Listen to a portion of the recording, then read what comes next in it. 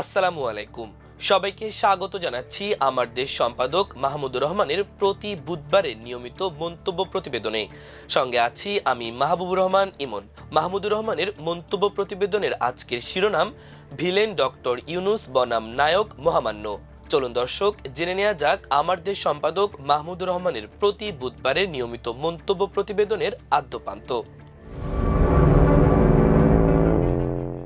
গত সপ্তাহে বঙ্গভবনের অধিবাসী দেশের একমাত্র মহামান্যের একটি বিশেষ চরিত্রের দৈনিক পত্রিকায় সাক্ষাৎকার পাঠ করে বেজায় আমোদ পেয়েছি।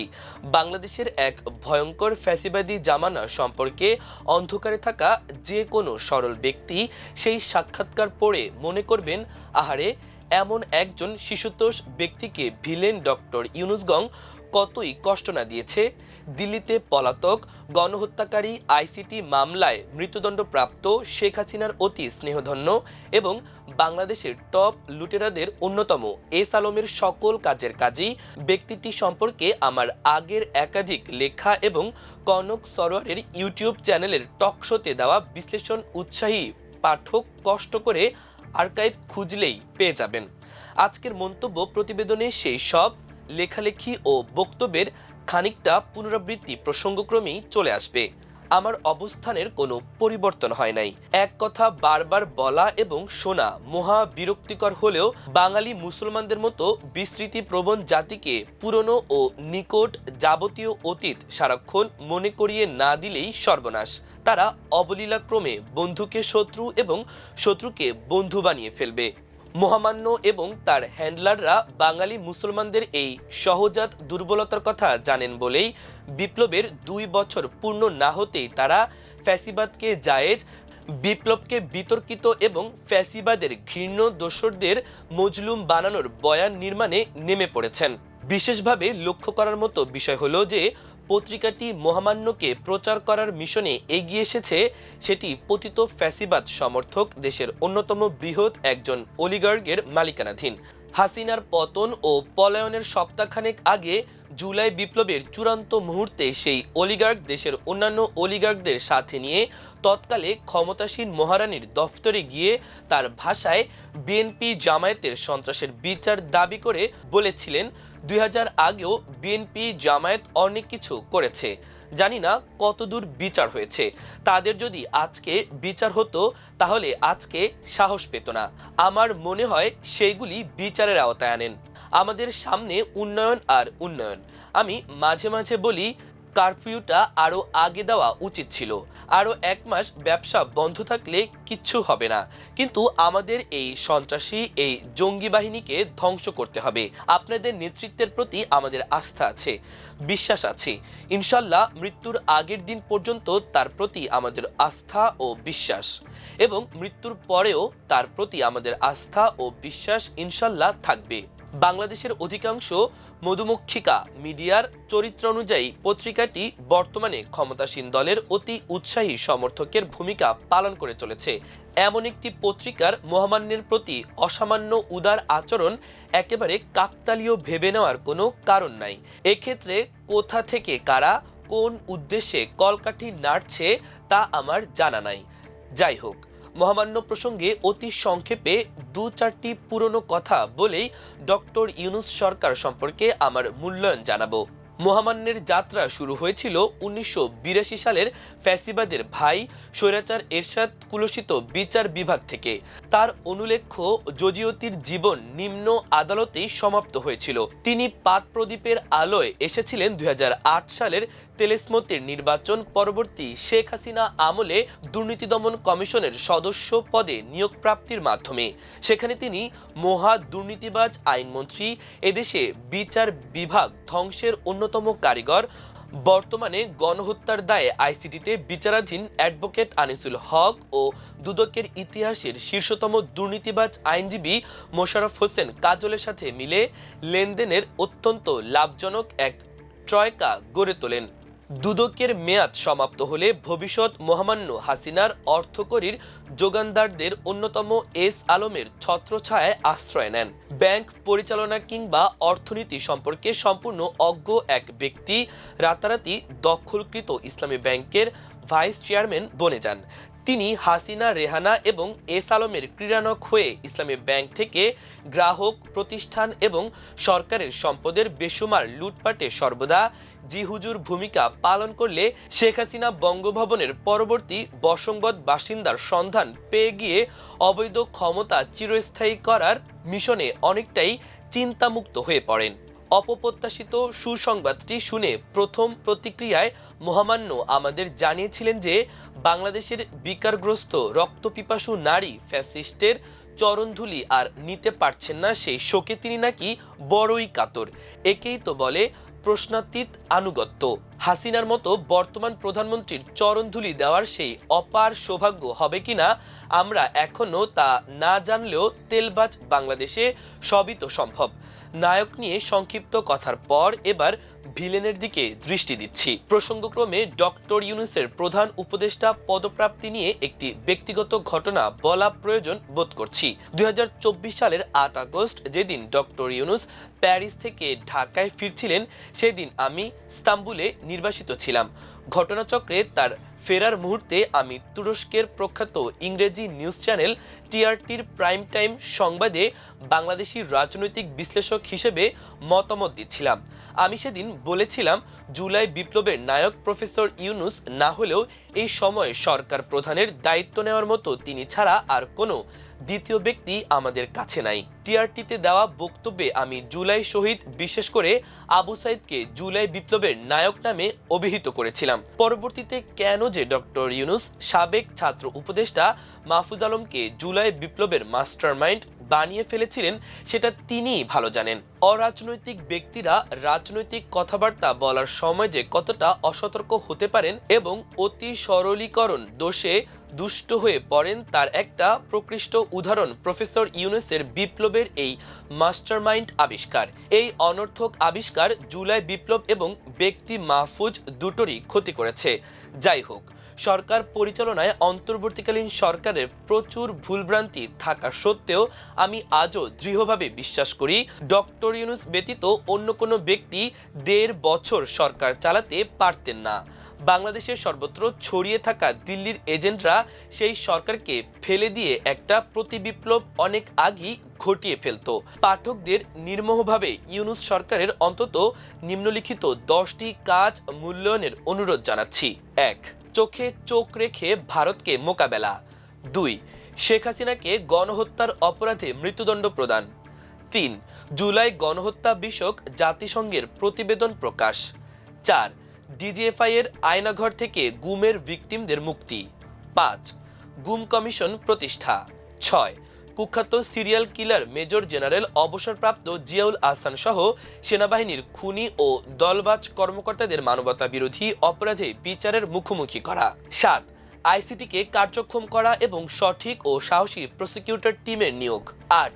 ফ্যাসিস্ট আওয়ামী লীগের কার্যক্রমে স্থগিতকরণ। 9. প্রতিদিন রাস্তায় অসংখ্য আন্দোলন মোকাবেলা করে সম্ভাব্য কম সময়ের মধ্যে নির্বাচিত সরকারের কাছে ক্ষমতা হস্তান্তর। 10. একটি সম্পূর্ণ ধ্বংসপ্রাপ্ত সামষ্টিক অর্থনীতিতে শৃঙ্খলা ফিরিয়ে আনা এবং সার্বিকভাবে সেখানে স্থিতিশীলতা আনয়ন। মাত্র 1.5 বছর সময়ের মধ্যে ডক্টর ইউনূসের কথিত এনজিওগ্রাম সরকার যে উপরোক্ত কাজগুলো সুচারুরূপে সম্পূর্ণ করতে পেরেছে সেটাই আমার কাছে বিস্ময়কর বোধ হয়। নির্বাচনের পর থেকে বিএনপিতে আশ্রয় নেওয়া আওয়ামী ও ইসলাম বিদ্বেষী গুপ্তদের ডক্টর ইউনূস সম্পর্কে উদ্ধৃত অশালীন মন্তব্য শুনে পরিতাপের সাথে আরও মনে হয় এই পোড়া দেশে কেউ যেন নিজের খেয়ে বনের মোষ তাড়াতে না আসে। সর্বদা হাসিনার শোকে কাতর এক সাংবাদিক নামধারী আধা বৃদ্ধ সেদিন এক টেলিভিশনে বলেছিলেন, রাস্তাঘাটের অপরিচিত যে কোনো লোকও নাকি ডক্টর ইউনূসের চেয়ে ভালো দেশ চালাতে পারতেন। ফ্যাসিবাদের দোসর এই দলবাজ ক্লাউনগুলোকে বাংলাদেশের অনুতাপবিহীন সব মিডিয়া বিপ্লবোত্তর বাংলাদেশের টক শো স্টার বানিয়েছে। এদেশের মিডিয়া চরিত্র বোধহয় কেউ আর পাল্টাতে পারবে না। বিএনপিপন্থী টক শো স্টাররা 1.5 বছর ধরে অনবরত নালিশ করে গেছেন যে কেন ডক্টর ইউনূস বিপ্লবের 90 দিনের মধ্যেই নির্বাচন দিয়ে ক্ষমতা থেকে বিদায় নিলেন না। সংকীর্ণ দলীয় চিন্তাধারায় একেবারে অন্ধ না হলে কারো পক্ষে এমন ঢালাও চরম অকৃতজ্ঞ এবং সম্পূর্ণ অযৌক্তিক মন্তব্য করা সম্ভব নয়। আজকে যারা জাতীয় পতাকা উড়িয়ে গাড়ি চালাচ্ছেন, ফ্যাসিস্ট আমলে তাদের বিরুদ্ধে দেয়া সাজা এবং মামলাগুলো অন্তর্বর্তীকালীন সরকার আইনগতভাবে নিষ্পত্তি না করলে তারা যে কেউ সেই তড়িঘড়ি নির্বাচনে অংশগ্রহণ করতেই পারতেন না। সেটাও সবাই কি চমৎকারভাবে না ভুলে গেছেন। আমি আইনবিদ না হলেও 125টি মামলা মোকাবেলা, দীর্ঘদিনের রিমান্ড ও জেল খাটার অভিজ্ঞতা থেকে জোরের সাথে বলতে পারি, যত দ্রুততা ও আন্তরিকতার সাথে সদ্য বিদায় নেওয়া সরকার আজকের ক্ষমতাসীনদের আইনগত জটিলতা দূর করেছে, তার দ্বিতীয় কোনো উদাহরণ দেশে এবং দেশের বাইরে কোথাও খুঁজে পাওয়া যাবে না। ডক্টর ইউনূসের সাথে আমার ব্যক্তিগত কোনো সম্পর্ক, বন্ধুত্ব কিংবা যোগাযোগ কখনো ছিল না।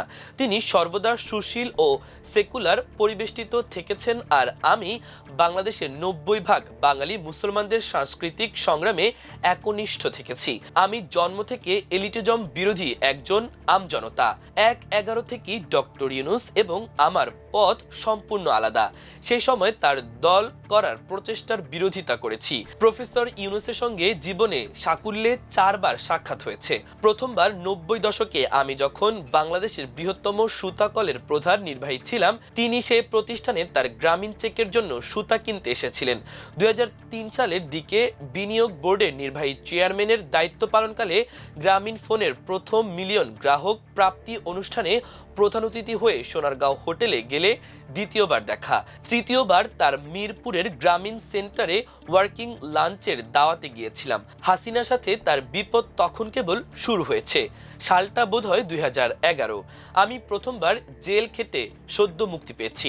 তিনি সেই মধ্যাহ্ন ভোজে সরকারের হুমকি মোকাবেলায় তার করণীয় সম্পর্কে আমাদের পরামর্শ চেয়েছিলেন। আমি ছাড়া সংবাদ মাধ্যমের আরও 2 জন সেদিন আমন্ত্রিত ছিলেন। যতদূর মনে পড়ে তার মধ্যে একজন ফ্যাসিবাদের দোসর, ডাকসাইটে সাংবাদিক নেতাও ছিলেন, যিনি 16 বছর মহা ক্ষমতাধর এবং বিপুল বিত্তের মালিক হয়েছিলেন। ফ্যাসিবাদের উত্থান পর্বে হাসিনা এবং দিল্লির চিহ্নিত দোসর সাংবাদিক নেতা এবং সদ্য জেল ফেরত আমার দেশের কথিত ইসলামিস্ট সম্পাদককে কেউ একসাথে পরামর্শের জন্য ডাকতে পারে, সেটা আমার চিন্তার বাইরে ছিল। আমি ডক্টর ইউনূসের রাজনৈতিক কাণ্ডজ্ঞানের অভাবে রীতিমতো বিষম খেয়েছিলাম। আমার চরিত্র অনুযায়ী সেদিন ডক্টর ইউনূসকে যে পরামর্শ দিয়েছিলাম সেটা তার মনোপুত হয় নাই বলেই ধারণা করছি। আমি তাকে বলেছিলাম হাসিনা যে কতটা ভয়ঙ্কর তিনি টের পাচ্ছেন না। তার সামনে 2টো পথ আছে। তিনি হাসিনার বিরুদ্ধে লড়াই করতে পারেন অথবা বিশাল আন্তর্জাতিক সমর্থন ও পরিচিতি কাজে লাগিয়ে বিদেশে চলে যেতে পারেন। প্রতিশ্রুতি দিয়েছিলাম লড়াই করলে আমার দেশকে সর্বদা পাশে পাবেন। সেই অর্থে ডক্টর ইউনূস ফ্যাসিবাদের বিরুদ্ধে লড়াই না করলেও আন্তর্জাতিক মহলে সম্ভবত ভূমিকা রাখতেন। সাবেক প্রধান উপদেষ্টার সঙ্গে চতুর্থ এবং সর্বশেষ দেখা 2025 সালের ফেব্রুয়ারিতে 21শে পদক প্রাপ্তি অনুষ্ঠানে। ক্ষমতায় থাকাকালে তিনি 2 বার মাত্র কয়েক মিনিটের জন্য আমাকে ধন্যবাদ দিতে ফোন করেছিলেন। তার সরকারের নানাবিধ সংকটকালে আমার সম্পাদিত পত্রিকার ভূমিকায় তিনি পীত হয়েছিলেন। বিশেষ করে ভারতীয় হেজমনি মোকাবেলায় আমার দেশ তার সরকারের পাশে ঢাল হয়ে দাঁড়িয়েছিল। কিন্তু রাজনীতি ছাড়া যে রাষ্ট্র কিংবা সরকার কোনোটাই চলে না, এই সহজ কথাটাই ডক্টর ইউনূস বুঝতে পারেন নাই। তিনি কোনো দলের প্রতি ইচ্ছাকৃতভাবে পক্ষপাতমূলক আচরণ না করলেও তার সরকারের সার্বিক কর্মকাণ্ডে নিঃসন্দেহে বিএনপি সবচেয়ে বেশি লাভবান হয়েছে। অন্তর্বর্তীকালীন সরকারের উপদেষ্টাদের মধ্যে বিএনপি পন্থীদের বিপুল সংখ্যাগরিষ্ঠতাও ছিল। সেই সরকারের 2 জন প্রভাবশালী ব্যক্তি ইতোমধ্যে নির্বাচিত সরকারের গুরুত্বপূর্ণ মন্ত্রী হয়েছেন। অথচ সরকারে থাকাকালীন সময়ে এবং এখন সরকারের বাইরে যেও ডক্টর ইউনূস নব্য এবং পুরনো তাবৎ কিসিমের বিএনপি পন্থীদের নির্মম অন্যায় এবং অশালীন সমালোচনার শিকার হয়েছেন ও হচ্ছেন। হয়তো রাজনৈতিক দর কষাকষিতে লেনদেনের বিষয়টি তার মাথায় আসে নাই। আমার ধারণা নিজেকে এবং তার অন্তত কয়েকজন সহকর্মীকে তিনি অরক্ষিত রেখে যমুনা ত্যাগ করেছেন। ভিলেন প্রফেসর ইউনূস এবং নায়ক মোহাম্মদের মধ্যাকার বয়ান নির্মাণের লড়াইয়ে এস্টাবলিশমেন্টপন্থী মিডিয়া যে নায়কের পক্ষে থাকবে সেটা পরিষ্কার হয়ে গেছে।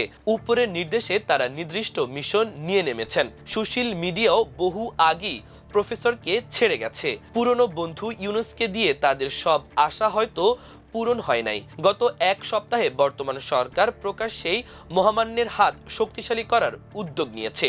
তার অভিমান ভাঙাতে বঙ্গভবনে একজন প্রেস সচিব নিয়োগ দেওয়া হয়েছে। বিচিত্র বাংলাদেশে ডক্টর ইউনূসরা ভিলেন হবেন সেটাই প্রত্যাশিত, কিন্তু আমরা অবিচলভাবে সর্বদা থাকব ইতিহাস, জুলাই বিপ্লব ও সত্যের পক্ষে। কারণ কারো সাথে আমাদের কখনো কোনো লেনদেন ছিল না। আমার দেশ আত্মসমর্পণ অথবা আপোষ করে না। দর্শক, আমার দেশ সম্পাদক মাহমুদুর রহমানের মন্তব্য প্রতিবেদনের আয়োজন আজ এ পর্যন্তই। এতক্ষণ সঙ্গে থাকার জন্য অশেষ কৃতজ্ঞতা। আল্লাহ হাফেজ।